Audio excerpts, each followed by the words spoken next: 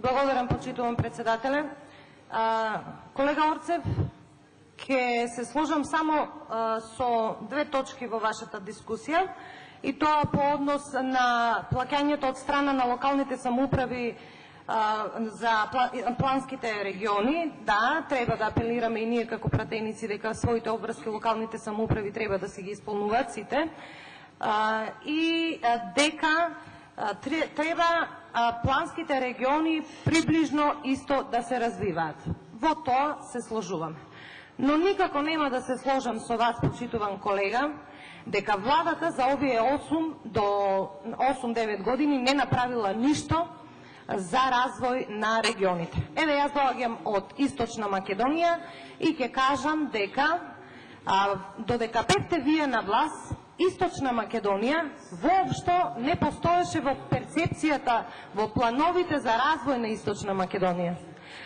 За овие 8-9 години преку други програми, преку други мерки, владата на Република Македонија направи многу за Источна Македонија. Значи, Источна Македонија воопшто не е таа која што беше додека бевте вие на власт. Аз само ќе го спомнам сега најважниот проект кој што за нас е многу важен во Источна Македонија, автопатот Штип-Скопје. Тоа ќе значи огромен развој за сите оние градови низ кои што поминува овој автопат.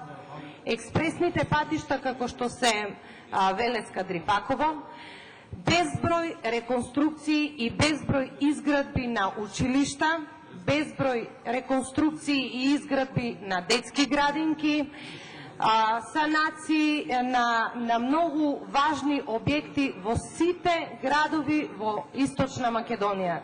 Затоа, почитуван колега, немојте да зборувате напамет, видите ги проектите, видите се што е направено за овие 8-9 години, па потоа критикувате. Немате можност, немате мегдан за критика.